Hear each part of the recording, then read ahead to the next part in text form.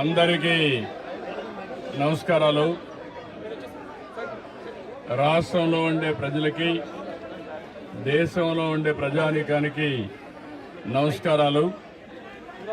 నిన్న జరిగినటువంటి పార్లమెంట్లో జాతికి విద్రోహం జరిగింది, మహిళలకు అన్యాయం జరిగింది.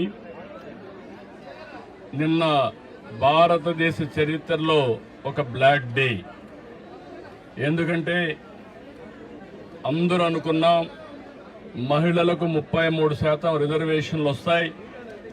చట్టసభల్లో ఎన్నో రోజుల నుంచి ఇది పెండింగ్లో ఉంది. ఎన్నో రోజులు పోరాడాం. ఇప్పుడు తొందరలో చట్టసభల్లో, అటు పార్లమెంట్లో, ఇటు అసెంబ్లీలో, కౌన్సిల్లో 33% మహిళలను చూస్తామని ఆశపడ్డాం.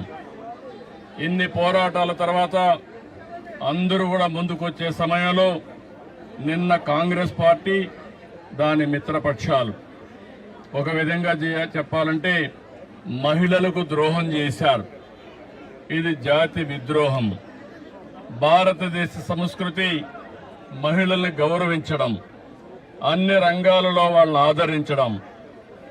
అందుకని ఎక్కడైతే మహిళలు పూజించబడతారో అక్కడ దేవతలుంటారనేది మన సాంప్రదాయం, మన సంస్కృతి కూడా. అలాంటి సంస్కృతి సాంప్రదాయాలకి భిన్నంగా నిన్న జరిగిన ద్రోహం ఈరోజు నిడదవోళ్ళు నిరసన తెలియజేస్తున్నాం. ఇది ప్రారంభం మాత్రం, దీంతో ఆగదు.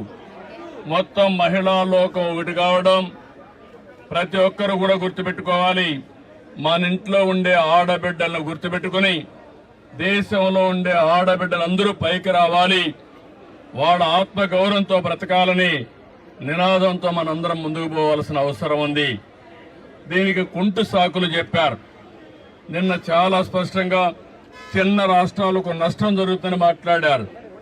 కానీ ప్రధానమంత్రి గారు, అమిత్ షా గారు చాలా స్పష్టంగా చెప్పారు, దక్షిణాది రాష్ట్రాలకు అన్యాయం జరగదు, అదే మాదిరిగా నార్త్ ఈస్టర్న్ స్టేట్స్ కి అన్యాయం జరగదు, చిన్న రాష్ట్రాలకు అన్యాయం జరగదు.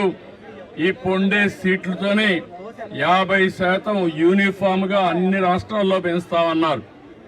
యూపీలో 50% పెంచితే ఆంధ్రప్రదేశ్ లో కూడా 50% పెంచుతారు. అలాంటి అనౌన్స్మెంట్ ఇచ్చి చట్టంలోని పెడతామని చెప్పిన వీళ్ళు రాజకీయ అజెండా కోసం ఈరోజు ఇలాంటి దుర్మార్గం చేసే పరిస్థితికి వచ్చారు. ఇది చాలా బాధాకరం. నేనైతే 3 దశాబ్దాలుగా దీనికోసం పోరాడుతున్నాం. పోరాడి సాధించుకునే ఈ సమయంలో దీన్ని ఈ మారుగా చేయడం అనేది చాలా క్షమించరాని నేరం అని కూడా మరొకసారి తెలియజేస్తున్నా. ఈరోజు ఆ పార్టీలు గుర్తుపెట్టుకోవాలి. ఏ ముఖం పెట్టుకొని రేపు ఆడబిడ్డల్ని ఓటు అడుగుతారని అడుగుతున్నా. ఆడబిడ్డలంటే అంత చులకనని అడుగుతున్నా. అంటే ఆడబిడ్డల్ని ఇంటి వరకే పరిమితం చేయాలన్న అహంకారంతో ఇలాంటి దుర్మార్గమైన కార్యక్రమానికి దోహదం చేశారు. అందుకే నిన్న ఒక విద్రోహ దినం, ప్రతి ఇంటికి తీసుకుపోవాల్సిన అవసరం ఉంది. ఈ రోజు మాత్రం ఇక్కడ ప్రారంభం. నేను స్వచ్ఛ ఆంధ్రప్రదేశ్ ప్రోగ్రామ్ ఇక్కడికి వచ్చినప్పుడు నేను మార్నింగ్ అనుకున్నాం, మిత్రపక్షాలు ముగ్గురం కలిసి నేను వచ్చే మునిపే పవన్ కళ్యాణ్ గారితో మాట్లాడాను. ఆయన ఇక్కడ లేరు కాబట్టి వాళ్ళ ప్రతినిధిగా దుర్గేశం గారు వచ్చారు. ఇంకో పక్క మాధవ్ గారు విజయవాడలో ఉంటే ఆయన కూడా వచ్చారు. మా 3 పార్టీలే కాదు, అన్ని పార్టీలు గుర్తుపెట్టుకోవాలి.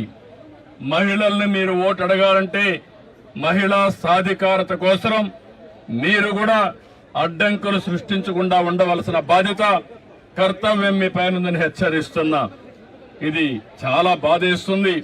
తెలుగుదేశం పార్టీ అయితే 2017లో ఆ రోజే చట్టంలో, మన అసెంబ్లీలో కూడా చట్టం తీర్మానం చేసి పంపించాం. ఇది 3 దశాబ్దాలుగా, ఒకప్పుడు కాంగ్రెస్ పార్టీ ఉన్నప్పుడు కనీసం అసెంబ్లీలో బిల్లు పెట్టలేకపోయారు. అలాంటిది 2023లో బిల్లు ప్రవేశపెట్టారు. కానీ సెన్సస్ చేసిన తర్వాత మళ్లీ దీన్ని అమలు చేయాలని చెప్పి నిబంధన పెట్టారు. కానీ 29కి మహిళలకు రిజర్వేషన్లు చేయాలనే ఆలోచనతో ప్రధానమంత్రి గారు ముందుకొచ్చి ఈరోజు సవరణ బిల్లు తీసుకొచ్చారు. అలాంటి సవరణ బిల్లుని వీళ్ళు కావాలని డిఫీట్ చేయడం, దానికి దుర్మార్గంగా మనం చూస్తే రాజ్యాంగ సవరణకు 2/2 మెజార్టీ ఉండాలి. దాన్ని ఆసరాగా తీసుకుని నిన్నంతా వక్రీకరించే భాషలో మాట్లాడారు. మొట్టమొదటిసారిగా వీళ్ళు చూస్తే వీళ్ళు చెప్పింది దక్షిణ భారతదేశంలో ఉండే రాష్ట్రాలకు అన్యాయం జరుగుతుందని, నార్త్ ఈస్టర్న్ స్టేట్స్ కి అన్యాయం జరుగుతుందని, దానిపైన బేషరతుగా పార్లమెంట్ లో ప్రజల సమక్షంలో అందరికి అర్థమయ్యేట్టుగా చెప్తే దాన్ని వదిలిపెట్టి ఇంకా లేనిపోని సాకులు పెట్టి బిల్లుని డిఫీట్ చేయడం అనేది చాలా బాధేస్తుంది. నేను చూశాను, అపోజిషన్ పార్టీస్ అన్ని విర్రవీగిపోయారు. మేము ఇష్ట ప్రకారం చేస్తాం అనే విధంగా ముందుకు పోయారు. అంటే మీరు ప్రజలు ఎన్నుకుంటే చట్టసభల్లోకి వచ్చారు. అలాంటి మీరు ప్రజాహితం కోసం, మహిళా సాధికారం కోసం మీరు చట్టాలు చేయాల్సిందే పోయి మహిళా ద్రోహం చేస్తూ దేశ ద్రోహం చేసే పరిస్థితికి వచ్చారు. ఇది మంచి పద్ధతి కాదు. మహిళలంటే అబలులు కాదు. ఆ విషయం కూడా గుర్తుపెట్టుకోవాల్సిన అవసరం ఉంది. ఈరోజు పంచాయతీల్లో 50% ఉన్నారు, కాలేజీల్లో ఉద్యోగాల్లో 33% ఉన్నారు.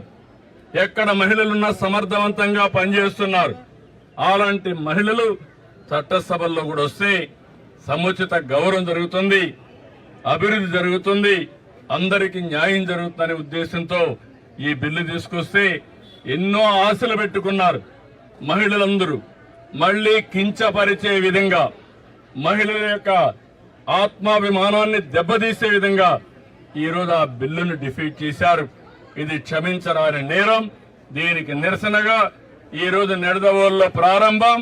ఈ ప్రారంభం ముందుకు తీసుకుపోతాం తప్ప వదిలిపెట్టే సమస్య లేదు.